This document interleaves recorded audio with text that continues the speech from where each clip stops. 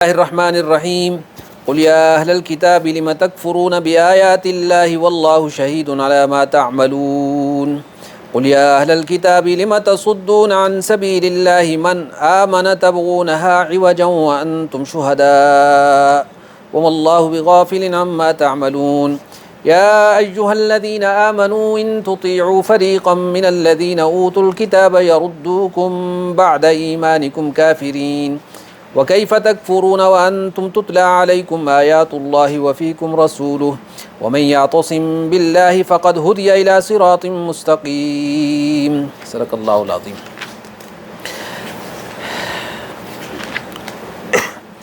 کعبے کی مرکزیت کا ذکر ہو چکا پچھلی آیات میں، آپ نے دیکھا تو اصل میں روئے سخن تو ان آیات میں یہود اور نصارہ کی طرف ہے، جن کا دعویٰ تھا کہ ہم ابراہیمی ہیں اور کعبہ ان کا ارض مقدس بیت المقدس تھا۔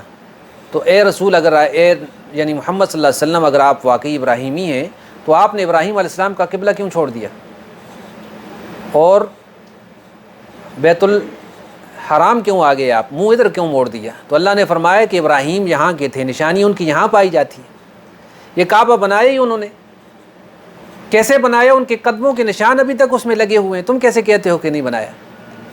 جیسے کوئی معمار بناتا ہے پھر لکھ لیتا ہے کہ تعمیر کردہ فلاں آدمی فلاں سن میں اس نے تعمیر کیا، ہوتا ہے نا کبھی پرانی مسجدوں کے اوپر آپ نے دیکھا ہوگا، انڈیا میں خاص طور پر آپ دیکھیں پرانے مغل بادشاہوں کے زمانے کی گاؤں میں یا فلاں جگہ پہ بنی ہوئی عمارتیں ہیں، تختیاں لگی ہوتی ہیں۔ تو اس زمانے میں حضرت ابراہیم کا نام تو اللہ نے لوگوں کے دلوں پہ لکھ دیا اور ان کے قدموں کے نشان پتھر پہ لگا دیے۔ تو اتنی بڑی نشانی کہ ان کے ہاتھوں کے بنایا ہوا گھر اور ان کے قدموں کا لگا ہوا یہ پتھر دونوں اس جگہ پہ موجود ہیں، اور ان کی نشانیاں اور بھی ذرا چل پھر کو دیکھو تو مل جائیں گی کہ ان کے بیٹے کی اسماعیل علیہ السلام کی ایڑی سے نکلا ہوا پانی کا چشمہ جو زمزم ہے، جو قیامت تک لوگوں کے دلوں کو بھی سیراب کرتا ہے اور ایمان والوں کو راحت بھی پہنچاتا ہے اور ان کی ایمان میں بھی اضافہ کرتا ہے کہ یہاں کچھ نہیں تھا تو خدا نے سب کچھ کر دیا ابراہیم علیہ السلام کی برکت سے۔ اور کون سی نشانی تمہیں چاہیے؟ یہ جتنی حج میں جتنی نشانیاں آپ دیکھتے ہیں نا جی، کعبۃ اللہ سے لے کر وہ زمزم ہے یا منا ہے یا جو بھی ہے، یہ ساری کی ساری ابراہیم علیہ السلام کی نشانیاں ہی تو ہیں۔ ایسی پکی اور ٹھکی نشانیاں آج تک اگر کہیں اور ہیں تو بتاؤ۔ تو پرانے صحائف میں جہاں پہ بکہ کا لفظ پہ میں نے بتایا تھا کہ لفظ تو مکہ ہے لیکن عربی میں اس کو انٹر کنورژن ہوتی رہتی ہے، کبھی با سے لام کو، میم سے با کو اور با سے میم کو بدل دیتے ہیں۔ مثلا لازم لفظ ہے تو کبھی لازب بھی کہتے ہیں با کے ساتھ۔ تو بکہ اس لیے اللہ نے یہاں پہ استعمال کیا کہ پرانے صحیفوں میں اس کا نام با سے لکھا تھا، بکہ، لیکن یہودیوں نے جو ہے نا اس بات کو بدلنے کے لیے کبھی کہا کہ یہ عرض بقا ہے، جیسے ان کی دیوار گریہ ہے، یہ اور جگہ ہے جی، تو خدا نے فرمایا یہ نہیں، یہ مکہ ہی ہے جہاں پہ ابراہیم علیہ السلام کی نشانیاں موجود ہیں۔ اور تمہیں پتہ ہے اور تم پھر بھی منکر ہو، اور اللہ کے اس خاص نبی کی خاص بات تو یہ تھی جو ان کا طریقہ تھا، اور وہ موحد تھے، اور تم جو ہے کافر ہو، تم ان کے منہ سے طریقے سے منہ موڑے ہوئے ہو، تو نشانیوں پہ مرنے کا کیا فائدہ اگر طریقہ نہیں مانتے تو؟ یعنی ظاہر پرستی تم میں اتنی ہے کہ ظاہر پہ تو جان دیتے ہو لیکن جو ان کا طریقہ ہے جو نفس کے لیے تھا، جو روح کے لیے تھا، اس سے تم غافل ہو، تو کیا فائدہ تمہارا اسماعیلی کہلانے کا یا ابراہیمی کہلانے کا؟ اس کے بعد ارشاد ہے اگلی آیتیں اس پہ یعنی آپ بیک گراؤنڈ میں دیکھنے کے بعد دیکھیں ذرا اس کا ترجمہ۔ قل، اب کہو، یا اہل الکتاب، آپ دیکھیں بار بار اہل کتاب کو اللہ تعالیٰ خطاب فرما رہے ہیں، ان کے جو اندر ان کے یعنی ایمان اگر ہے تو اس کو جھنجھوڑ رہے ہیں، ایمان نہیں ہے تو انسانیت جو ہے، سچائی ہے، اس کو جھنجھوڑنا چاہتے ہیں اللہ تعالیٰ۔ یا اہل الکتاب، اے کتاب والو، اس میں دونوں آ جاتے ہیں، یہودی بھی اور عیسائی بھی۔ لم تکفرون بآیات اللہ، اللہ کی آیتوں کا انکار کیوں کرتے ہو تم؟ کیسے تم سے ہو گیا ہے کہ تم اللہ کی آیتوں کا انکار کر رہے ہو؟ وہی میں نے عرض کیا نا کہ یہ اللہ کی آیتیں جی بھی، جو ابراہیم علیہ السلام اور یہ قبلہ اور کعبہ اور یہ نبی، یہاں پہ حضرت ابراہیم نے آخری نبی کی دعا کی تھی، اور تمہیں پتہ ہے تمہاری کتابوں میں لکھی ہوئی ہیں اور یہاں پہ موجود ہیں، تو تم لکھی ہوئی کتاب اور موجود صحیفہ دہر پہ لکھا ہوا جو ان کے پتھروں پہ لکھا ہوا ہے اور پتھروں کی بنی ہوئی عمارت ہے، اس سب کا انکار کیسے کرتے ہو تم؟ لما تک، اور کیوں کرتے ہو؟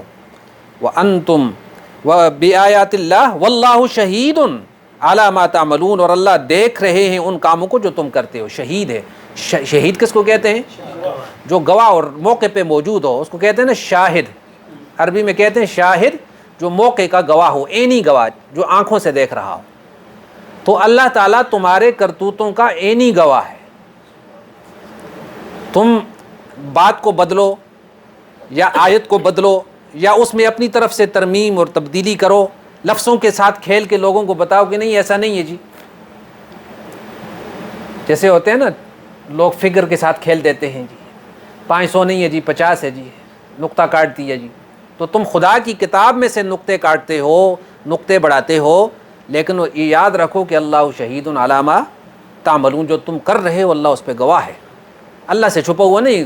ہاں تم امیوں کو ڈاج دے سکتے ہو، ان کو دھوکہ دے سکتے ہو، کیونکہ ان پڑھ لوگ ہیں، تم کہتے ہو عرب ان پڑھ ہیں، ہم جو ان کو بتائیں گے وہ ہی مانیں گے، لیکن اللہ کو تو دھوکہ نہیں دے سکتے۔ قل، پھر ارشاد ہے، کہو یا اہل الکتاب، اے کتاب والو، لم تصدون عن سبیل اللہ، تم کیوں روکتے ہو اللہ کے راستے سے، عن سبیل اللہ، تصدون روکنا، راستے میں رکاوٹ بننا، لم تصدون کیوں روکتے ہو، عن سبیل اللہ اللہ کے راستے سے، من آمنا اس کو جو ایمان لایا، یعنی جو ایمان لانے کی کوشش کرتا ہے تو تم 20 طریقے اختیار کرتے ہو کہ یہ ایمان سے دور ہو جائے۔ پیچھے پڑھ چکے ہیں آپ نا کہ صبح ایمان لاؤ اور شام کو کافر ہو جاؤ، تم بڑے انٹلیکچوئل ہو تو لوگ تمہیں دیکھ کر بدل جائیں گے، اور لفظوں کو بدلو، ہیرا پھیری کرو، یہ سارے جو پچھلا آپ نے پڑھا سورہ آل عمران میں پہلے بھی پڑھ چکے ہیں آپ، تو یہ جو تمہارے طریقہ کار ہیں یہ کیوں کرتے ہو تم؟ لم تصدون عن سبیل اللہ، اللہ کے راستے سے کیوں روکتے ہو، من آمنا اس شخص کو جو ایمان لانے والا ہے۔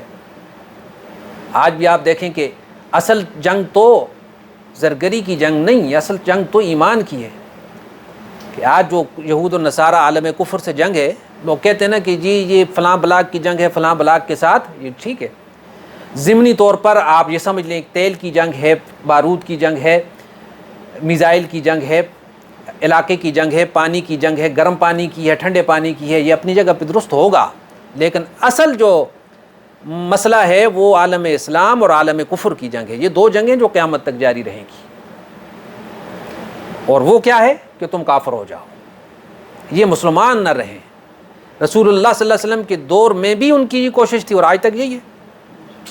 تو من آمنا جو ایمان لائے تم اس کے راستے میں رکاوٹ بنتے ہو، تبغونہا عوجا چاہتے ہو تم اس میں کجی، ابغاء کا مطلب ہے نا، آپ کہتے ہیں ابغاء 5 ریال، مجھے 5 ریال چاہیے، یہ تو پتہ ہے نا آپ کو ابغاء کا، تو تبغونہا تم چاہتے ہو اس راستے میں عوجا کجی، یعنی تم چاہتے ہو کہ اس راستے کو ٹیڑھا کر دو، نقص اس میں پیدا کرنا چاہو۔ نقص ظاہر ہے کہ خدا کے راستے میں تو نقص نہیں ہے، لیکن تم پیش ایسا کرنا چاہتے ہو کہ لوگوں کو نقص لگے اس میں، اور لوگوں کو پتہ چلے کہ یہ راستہ تو غلط ہے، ٹھیک نہیں ہے۔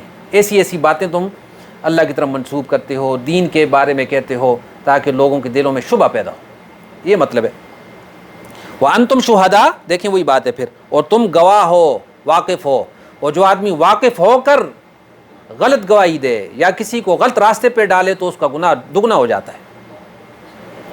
یعنی تمہارا تو حق یہ بنتا تھا، اس میں تہدید ہے، اس میں ڈراوا ہے کہ دیکھو تمہیں پتہ ہے تم جان بوجھ کر جو خدا کے راستے کی رکاوٹ بن رہے ہو، اور پہلے بھی فرمایا کہ دیکھو مجھے پتہ ہے، جیسے کہتا ہے نا بڑا یا استاد یا ماں باپ، دیکھو تم یہ کام کر رہے ہو لیکن مجھے پتہ ہے، میں دیکھ رہا ہوں، ہوش میں رہنا، اور تم جان بوجھ کر لوگوں کو گمراہ کرتے ہو، حق کو ٹیڑھا کر کے دکھاتے ہو، اور اس عالم میں ہے کہ تم اس کے خود گواہ ہو، یعنی تمہارے دل کو پتہ ہے کہ ہم جان بوجھ کر یہ سارا کچھ کر رہے ہیں۔ وَمَا اللَّهُ بِغَافِلٍ عَمَّا تَعْمَلُونَ، اور نہیں ہے اللہ بے خبر، غافل نہیں ہے، عَمَّا تَعْمَلُونَ جو تم کر رہے ہو، تمہارے کاموں سے اللہ غافل نہیں ہے، اور تمہیں یہ جو مہلت مل رہی ہے اس سے تمہیں شبہ ہو رہا ہے کہ پتہ نہیں اللہ کو پتہ بھی ہے کہ نہیں پتہ۔ سورہ ابراہیم کے آخر میں رکوع میں آیت آتی ہے نا کہ وَلَا تَحْسَبَنَّ اللَّهَ غَافِلًا عَمَّا يَعْمَلُ الظَّالِمُونَ، ظالم لوگ جو ہیں وہ گمان نہ کریں کہ اللہ تعالیٰ ان سے غافل ہے، جو کچھ وہ کر رہے ہیں یہ نہ سمجھ بیٹھیں کہ اللہ کو پتہ نہیں ہے۔ انما یؤخرھم، ہم ان کو ڈیل دیتے ہیں، لیومن اس دن تک، تشخص فیہ الابصار، جس دن آنکھیں پھٹی کی پھٹی رہ جائیں گی۔ اچانک جب آدمی پکڑا جائے گا تو آنکھیں کھلی کی کھلی رہ جائیں گی اور پھر کچھ بن نہیں پڑے گا۔ تو یہ جو مہلت ہے اس کو تم، یا جو ڈھیل ہے، یہ نہ سمجھو کہ پتہ نہیں ہے، پتہ ہے لیکن تمہارا امتحان ہے اور تم اس میں ناکام ہو۔ ان دو آیتوں پر، یعنی آیت 99 پر وفد نجران سے گفتگو پوری ہو رہی ہے یہاں تک، ٹھیک ہے جی۔ یہ اب صورت میں ٹرن آئے گا۔ آگے کی آیت گریز کی آیت ہے، اس سے موضوع بدلے۔ گریز کا مطلب ہے نا کہ اب جو پچھلا موضوع چل رہا تھا، گفتگو مذہبی جو تھی، اب اس سے آپ دیکھیں گے کہ اس میں ٹرن آئے گا آگے 99 آیتوں یا 100 آیتوں کے بعد۔ پھر آخر تک مسلمانوں کو خطاب چلا جائے گا ایسا اس صورت میں۔ اور ان آیتوں میں اہل کتاب سے دو باتیں فرمائی ہیں۔ نمبر ایک، تم اللہ کی باتوں کا جو شروع صورت سے تمہیں سنائی جا رہی ہیں کیوں انکار کرتے ہو؟ وہ ساری آیتیں، ایمان کیوں نہیں لاتے؟ اللہ تمہیں دیکھ رہے ہیں، نیتوں کو جانتے ہیں، وقت آنے پر رتی رتی کا تم سے حساب لیں گے، ایک بات۔ دوسری، کتاب والے ایمان نہ لا کر دوسروں کو شک میں مبتلا کرتے تھے، ان کا ارادہ تھا کہ اسلام کی راہ میں روڑا اٹکائیں، تو وہ جان لیں کہ اللہ ان کے اس عمل سے واقف ہے۔ یا ایھا الذین آمنوا، اب دیکھیں ایمان والوں کو خطاب شروع ہو رہا ہے۔ یا ایھا الذین آمنوا، ان کی بات ختم کر کے اب گویا دشمن کی بات ختم کر کے اب ایمان والوں کو خدا خطاب کر رہا ہے۔ اے وہ لوگو آمنو، جو مان چکے ہو حق کو، سچ کو قبول کر بیٹھے ہو۔ ان تطیعوا فریقا من الذین اوتوا الکتاب، ان تطیعوا، اگر کہنا مانو گے تم، ان شرطی ہے اگر تم کہنا مانو گے، اطاعت کرو گے، فریقاً کچھ لوگوں کا، ایک گروہ کا، پارٹی کا، من الذین، ان میں سے جو، اوتو دیے گئے، الکتاب آسمانی کتاب، اگر اے ایمان والو تم اہل کتاب میں سے کچھ لوگوں کا اتباع کرو گے، ان کی بات مان بیٹھو گے، یردوکم، تو مرتد بنا دیں گے تم کو، بنا دیں گے تم کو، لٹا دیں گے تم کو، بعد ایمانکم، تمہارے ایمان کے بعد، کافرین، کافر، تمہارے ایمان کے بعد تمہیں کفر کی طرف لٹا دیں گے۔ اگر تم ان کی بات ماننا شروع کر دو گے، ان کی باتوں پہ تمہیں یقین آئے گا، سچی لگیں گی، تو وہ تمہیں سچی بات سے جھوٹی بات کی طرف واپس کروا کر کافر بنا کے چھوڑیں گے۔ تو یردوکم کا لفظی مطلب ہوتا ہے بنا دیں گے تم کو، لٹا دیں گے تم کو۔ رد کا مطلب ہوتا ہے لٹانا، اسی سے مرتد ہے جو لوٹا ہوا ہے، جو اسلام سے کفر کی طرف لوٹ جائے تو وہ مرتد ہوتا ہے۔ ارتداد کہتے ہیں اسلام سے کفر اختیار کرنا، نعوذ باللہ من ذالک۔ اللہ تعالیٰ سب کو محفوظ رکھے، اولادوں کو بھی محفوظ رکھے۔ اوت الکتاب، جن کو کتاب دی گئی ہے، وہ یہود و نصارہ مراد ہے اس سے، یعنی اگر تم ان یہود و نصارہ کی باتوں میں آؤ گے تو وہ تم کو پلٹا دیں گے، من بعد ایمانکم، تمہارے ایمان لانے کے بعد، کافرین، کافر کفر کی طرف، یعنی تمہیں کافر بنا کر وہ چھوڑیں گے، اس سے پہلے کسی درجے پہ وہ راضی نہیں ہوں گے تم سے۔ اور یہ مضمون سورہ بقرہ میں بھی گزرا، اس صورت میں بھی آیا، اور پھر سورۃ المائدہ میں بڑی تفصیل کے ساتھ آئے گا۔ اور وہاں پہ تو اللہ تعالیٰ نے اس کے ساتھ ایک اور آیت میرے ذہن میں آئی کہ یا ایھا الذین آمنوا من یرتد منکم عن دینہ، تم میں سے جو اپنے دین کو بدل بیٹھے گا، فسوف یأتی اللہ بقوم، تو عنقریب اللہ ایک ایسی قوم کو لے کے آئے گا، یحبہم ویحبونہ، وہ قوم اللہ سے محبت کرنے والی ہوگی اور اللہ ان کو پسند کرنے والا ہوگا۔ یخافون فی سبیل، اللہ سے محبت کرنے والے ہوں گے، اللہ کے راستے میں کسی کی ملامت کی پرواہ بھی نہیں کریں گے، اور یہ صحابہ کی صفت تھی۔ یہ پہلی آیات میں جہاں پہ یا ایھا الذین آمنوا، پہلے مخاطب کون ہے؟ صحابہ ہے نا، پہلے مخاطب، پہلی جماعت صحابہ ہے، ان کی وساطت سے قیامت تک آنے والا مومن ہے۔ الذین آمنوا وہاجروا وجاہدوا فی سبیل اللہ والذین آووا ونصروا اولئک هم المؤمنون حقا، جنہوں نے اللہ کو مانا اور ہجرت کی، اور جنہوں نے ان کی نصرت کی، ان دونوں گروہ ہو گئے، انصار بھی مہاجرین بھی۔ اولئک هم المؤمنون حقا، یہی پکے ٹھکے مومن ہیں، اور جو ان کی پیروی کرے گا قیامت تک ان کے نقشے پہ، والسابقون الاولون من المہاجرین والانصار، اور پہلے ایمان لانے والے، سابقون الاولون من المہاجرین والانصار، یہاں مہاجرین اور انصار کا نام آیا ہے۔ آگے دیکھیں، آگے ان لوگوں کا ذکر ہے جو ان کے نقش قدم پہ چلنا ہے، والذین اتبعوہم بإحسان، نیکی میں ان کے قدم بقدم چلنے والے، رضی اللہ عنہم ورضوا عنہ، صرف صحابہ سے راضی نہیں، ان کے نقش قدم پہ چلنے والے سے بھی اللہ راضی ہے۔ تو یہاں پہ فرمایا کہ اب تم کون سا راستہ اختیار کرنا چاہتے ہو؟ ایک فریقاً گروہ، یعنی ظاہر ہے آپ دیکھیں نا سارے کا سارا جو ہے نا یہی تو دیکھیں قرآن کی سچائی کی دلیل ہے کہ آدمی جب کسی گروہ کے خلاف بولنا شروع کرتا ہے نا تو پھر سب کو رگڑ دیتا ہے، جذبات میں کسی کی پرواہ نہیں کرتا، چاہے وہ صحیح ہو یا غلط ہو۔ لیکن اس سے پتہ چلا کہ یہ خدا کی کتاب ہے، کہ خدا تعالیٰ اگر موقع غصے کا بھی ہے تو اتنی بات بیان کرتا ہے جو حق اور سچ پر مبنی ہو، اور انہی لوگوں کی مذمت کرتا ہے جو واقعی گلٹی ہیں، جو واقعی غلط ہیں، سب کی نہیں کہا۔ فریقم من الذین اوتوا الکتاب، کہ اہل کتاب میں سے ایک گروہ ایسا ہے۔ باقی عام پارٹی تو کیا ہوتی ہے، انہوں نے تو صبح کمانا ہوتا ہے شام کو، وہ بڑے لوگوں کی جیسے سب کی آواز ہے، اس کی بھی وہی ہوتی ہے، اس کو پتہ نہیں ہوتا۔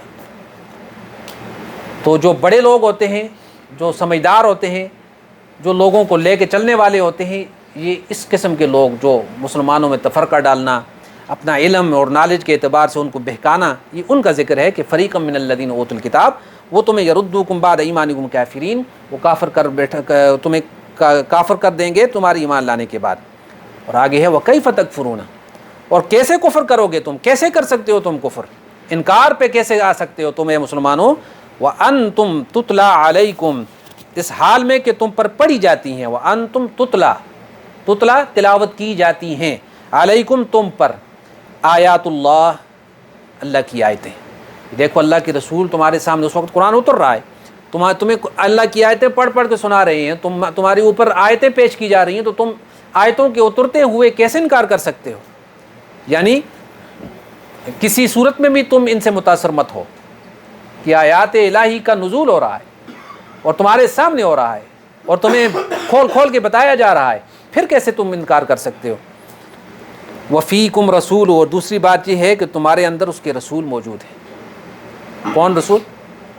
رسول اللہ صلی اللہ علیہ وسلم موجود ہے کہ مدینے کا ذکر ہو رہا ہے، آیات رسول اللہ پہ اتر رہی ہیں، آیات بھی اتر رہی ہیں، اور رسول اللہ جن پہ آیتیں اترتی ہیں وہ بھی موجود ہیں۔ اتنی بڑی یعنی خدا کی نشانیوں کی موجودگی میں تمہیں انکار کر ہی نہیں سکتے، تم کیسے کر سکتے ہو؟ بعد میں آنے والوں کو تو پھر بھی کوئی کہنے سننے کا موقع مل سکتے ہیں، جی ہمیں پتہ نہیں تھا، پتہ نہیں اس آیت ہے ہمارے سامنے اتری نہیں، میں سمجھ نہیں سکا۔ یہاں تو آیت جس پہ اتر رہی ہے وہ سنا رہے ہیں تمہیں، آپ میری زبان سے سن رہے ہیں، اپنے مسجد کے امام کی زبان سے سن رہے ہیں، وہاں پہ فرشتہ آ کے جس شخصیت پر یعنی رسول اللہ صلی اللہ علیہ وسلم پہ آیتیں پڑھ کے سنا رہا ہے اور وہ رسول اللہ کی زبان سے سن رہے ہیں، تو فرق ہے یا نہیں ہے؟ تو رسول اللہ کی زبان سے سن کے انکار کیسے کر سکتا ہے کوئی؟ وفیکم رسول، اور اس میں تم اللہ کا رسول موجود ہے تم میں۔ اس لیے فرمایا کہ ایمان رسول اللہ صلی اللہ علیہ وسلم، بعض لوگ کہتے ہیں نا کہ میں کاش میں رسول اللہ کے زمانے میں ہوتا۔ رسول اللہ کے زمانے میں غلطی کی اتنی گنجائش بھی نہیں تھی، اگر دل میں کوئی اتنی بھی بات آ گئی اللہ کے نبی کے بارے میں تو آدمی ایمان سے گیا۔ کیوں کہ اللہ کے نبی کے اوپر پورا ان کی زندگی میں ایمان لانا، ان کی موجودگی میں ان کی کسی بات کا بھی انکار، آج تو آپ کوئی تعویل کر سکتے ہیں لیکن رسول اللہ کی موجودگی میں تعویل نہیں ہو سکتی تھی۔ آرڈر آ گیا تو آپ پابند ہیں اس کا۔ بلکہ آپ دیکھیں نا، یا ایھا الذین آمنوا لا ترفعوا اصواتکم فوق صوت النبی، یہاں تک بتایا کہ ایمان والو اللہ کے نبی کی آواز سے اپنی آواز بھی اونچی نہ کرو۔ ولا تجہروا لہ بالقول کجہر بعضکم لبعض، اور جیسے تم ایک دوسرے پر اونچی آواز سے باتیں کرتے ہو، ایسی چیخ کر جو ہے نا آپ کی مجلس میں کبھی بات نہ کرنا۔ آگے وعید دیکھیں کتنی سخت ہے، اور پھر اپنے آپ کو اس جگہ پہ رکھیں، ان تحبط اعمالکم، کہیں ایسا نہ ہو کہ تمہارے سارے عمل غارت ہو جائیں، وانتم لا تشعرون، اور تمہیں پتہ بھی نہ ہو کہ ہوا کیا ہے۔ سخت ہو گئی نا بات۔ تو آپ صلی اللہ علیہ وسلم کے ساتھ جن کو اللہ تعالیٰ نے موقع دیا ان کو چنا ہوا تھا، حتیٰ کہ وفات رسول کے بعد صلی اللہ علیہ وسلم حجرہ اور مسجد جڑی ہوئی تھی، تو کوئی آدمی جو ہے مسجد میں بیٹھ اونچی آوازیں کر رہے تھے باتیں، تو حضرت عمر نے شاید دیکھا تو آپ نے گھونسا مارا ان کو کہ ظالمو، تمہیں شرم نہیں آتی کہ رسول اللہ صلی اللہ علیہ وسلم کی مسجد میں اور آپ کے حجرے میں اونچی آواز سے باتیں کرتے ہو، تکلیف دیتے ہو نبی صلی اللہ علیہ وسلم؟ یعنی یہ ادب ہے، ادب کا یہ تقاضا ہے کہ تم ان کی زندگی میں بھی اور بعد الوفات بھی یہی سمجھو کہ گویا وہ موجود ہیں۔ تو حرم میں جائیں آپ، مسجد نبوی میں جائیں، صلاۃ والسلام پڑھیں تو اپنے صلاۃ والسلام کو آپ کے چیخنے سے نبی اسلام تک نہیں پہنچتا۔ اگر ہم بہت اونچی آواز سے بھی پڑھیں گے تو کیا روزے تک ہماری آواز ڈائریکٹ ایسے جاتی ہے؟ کیونکہ وہ تو قبر مبارک تو بہت نیچے ہے، اور آپ یہاں سے پہنچاتا اللہ ہی ہے وہاں پہ۔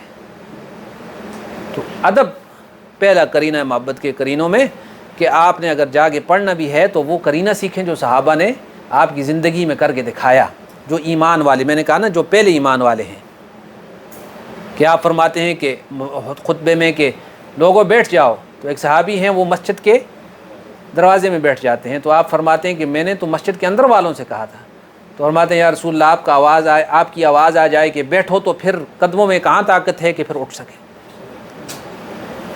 تو ہم دیکھیں کہ ہم سے یہ، اور یہ تو آسانی کے معاملات ہیں، تکلیف کے معاملے میں جب اللہ کے نبی نے حکم دیا تو صحابہ نے جان ہتھیلی پہ رکھ کر اپنے آپ کو پیش کیا ہے۔ اس جگہ پہ اپنے آپ کو رکھ کے پیش کریں تو پتہ چلے۔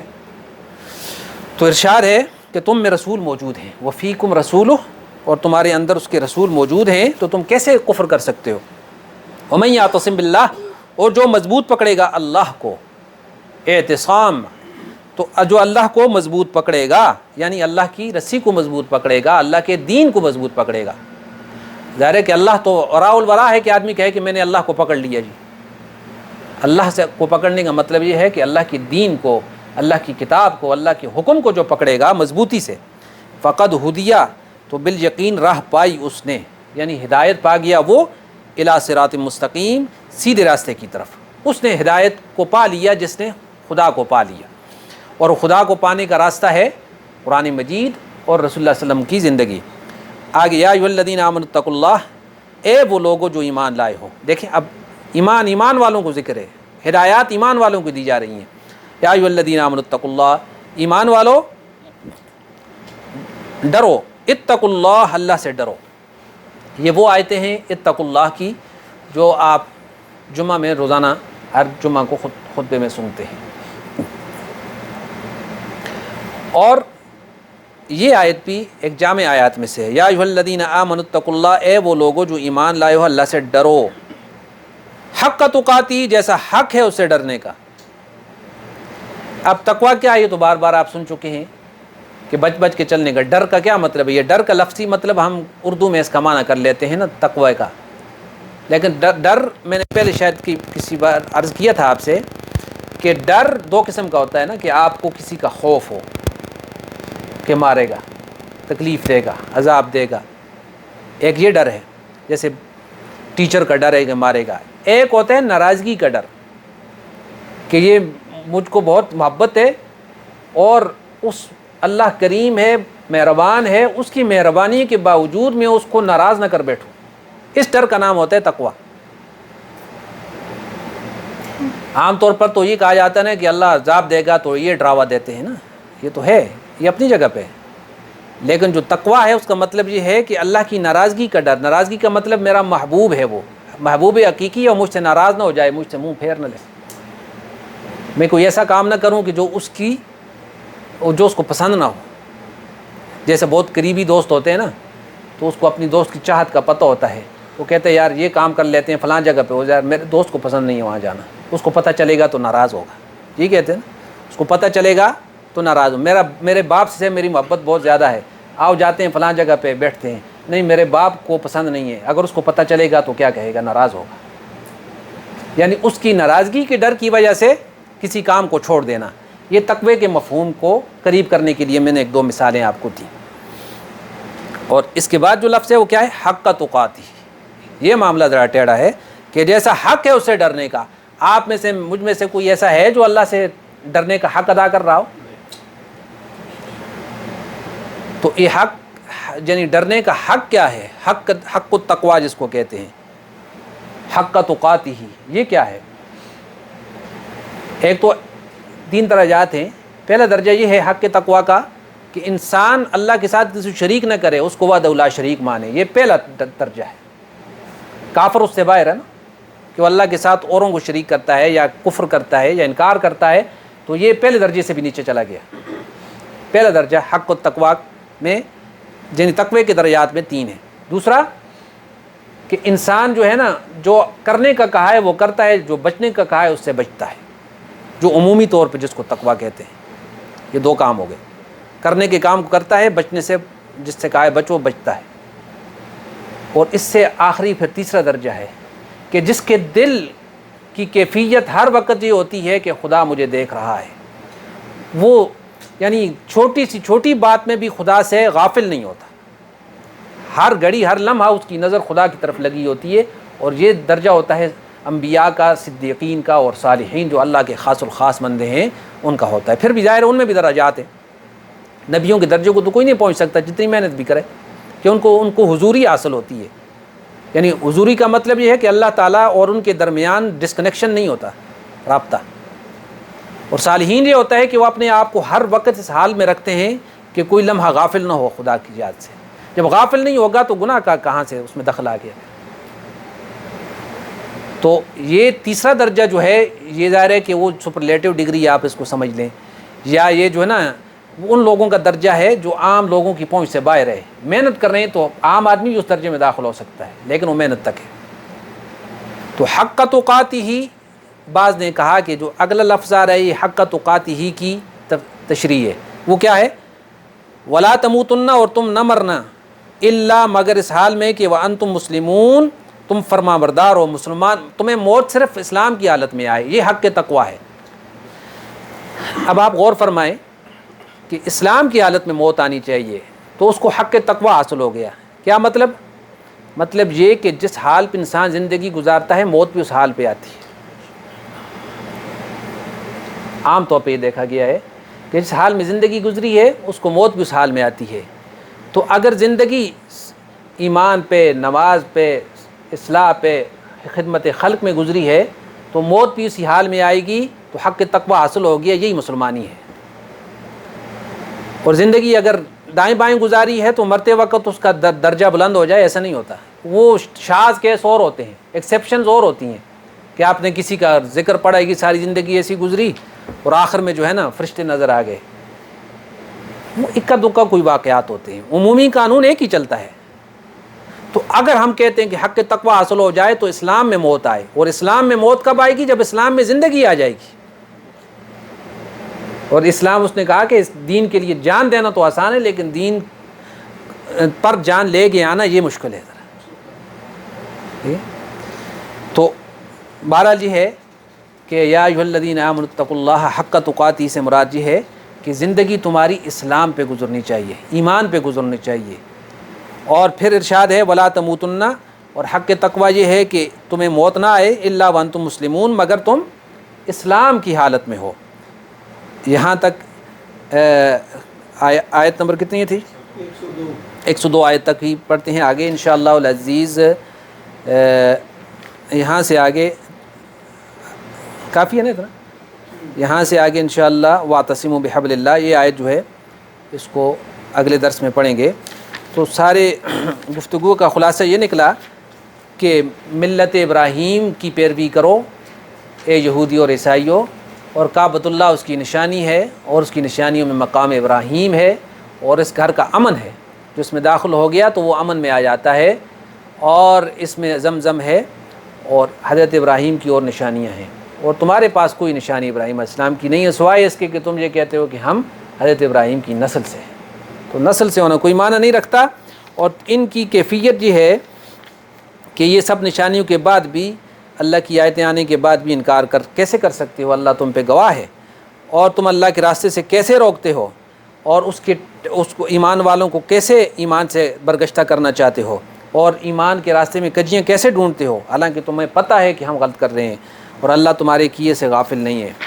اور اگر ایمان والوں تم نے ان کی بات مان لی، ان میں سے کسی گروہ کی ایمان لانے کے بعد کفر کی طرف لوٹائے گئے تو تم ان کی تمنا ہے کہ ایسا ہو، اور تم کیسے کفر کر سکتے ہو حالانکہ تمہارے اوپر آیتیں پڑھ پڑھ کے سنائی جا رہی ہیں، اور اللہ کے رسول تم میں موجود ہیں، اور جو اللہ کے رسول سے اور اس کی آیتوں سے اعتصام کرے گا، یعنی اس پہ بھروسہ کرے گا، تو اللہ تعالیٰ اس کو صراط مستقیم پر لے کے جائے گا۔